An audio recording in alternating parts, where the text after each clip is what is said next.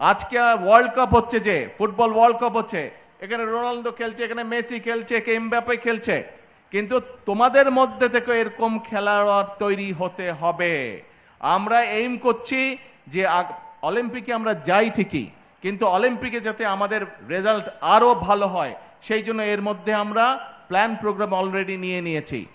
ছোট বন্ধুরা, তোমাদের মধ্যে নিশ্চয়ই এখানে অনেকে আছে যারা নতুন কুড়ি স্পোর্টসেও তোমরা নাম লিখিয়েছো, নিশ্চয়ই অনেকে আছো এখানে কেউ নতুন করে স্পোর্টসে, এই যে হাত তুলেছে নতুন, ভেরি গুড।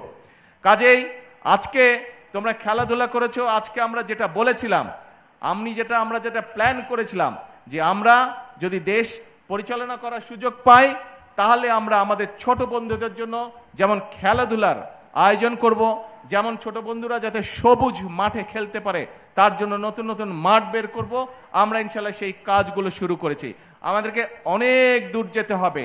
আমাদেরকে খেলাধুলার মাধ্যমে, যেমন দেখো ক্রিকেট দিয়ে এখন সারা বিশ্বে বাংলাদেশকে চেনে, ক্রিকেট আমাদের ক্রিকেট টিমকে চিনে, এবং বাংলাদেশের ক্রিকেট টিমকে চিনে বলে সারা বিশ্বের মানুষ বাংলাদেশকেও চিনে।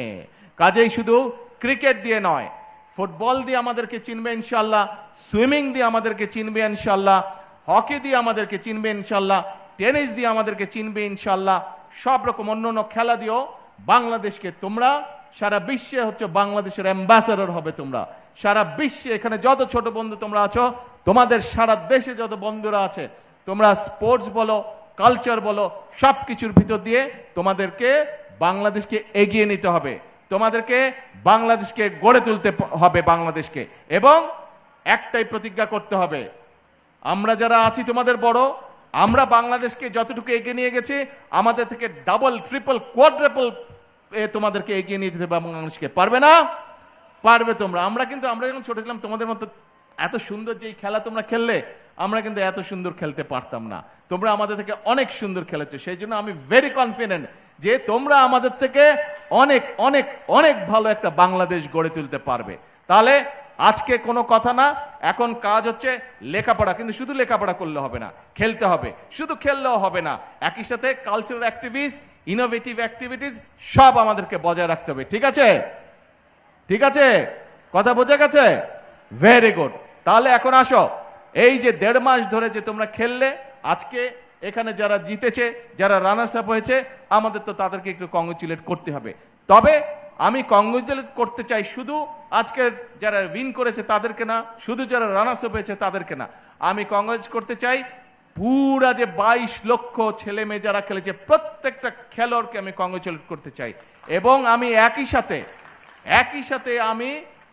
সাথে আমি শুভেচ্ছা, ধন্যবাদ এবং কংগ্রেচুলেট করতে চাই স্কুলের টিচার যারা তাদেরকে সহযোগিতা করেছে, অভিভাবক যারা বাচ্চাগুলোকে, তাদের সন্তানদেরকে উৎসাহ দিয়েছে, সহযোগিতা করেছে, টিচার এবং অভিভাবক, তাদের সকলকে আমি আন্তরিকভাবে তাদেরকে শুভেচ্ছা জানাতে চাই। তাহলে আজকে এই পর্যন্ত বক্তব্য লম্বা হবে না, কিন্তু খেলা ছেড়ে দিলে হবে না। কালকে মাঠের থেকে আবার কালকে বিকালে কিন্তু মাঠে খেলতে হবে। ঠিক আছে তো? খেলা ছাড়লে কিন্তু চলবে না, খেলতে কিন্তু হবে। ফুটবল খেলতে হবে, সাঁতার কাটতে হবে, আরো যেগুলা খেলা আছে, যার যেটা খেলা ভালো লাগে সেইটা কিন্তু খেলতে হবে। ঠিক আছে? আর তোমাদের মধ্যে ওই যে একটু আগে বললাম, যে গান করতে চায়, যে মিউজিক ইনস্ট্রুমেন্ট বাজাতে চায়, যে রং করতে চায়, যে ছবি আঁকতে চায়, যে ক্রাফট প্রতিযোগিতা করতে চায়, সবগুলোর ব্যবস্থা ইনশাল্লাহ আমরা করব। কাজে তোমাদের কোনো ভয় নাই। তোমাদেরকে কনফিডেন্ট বাচ্চা হিসেবে, কনফিডেন্ট মানুষ হিসেবে তোমাদেরকে বেড়ে উঠতে হবে। আর একই সাথে তোমাদেরকে এক্সপার্ট হতে হবে। প্রত্যেকটা ছেলে, আমি যেরকম ছোট ছিলাম, আমি যখন মেকানো সেট নিয়ে খুব খেলতাম, এটা বানাতাম, ওটা বানাতাম, অনেক জিনিস বানাতাম।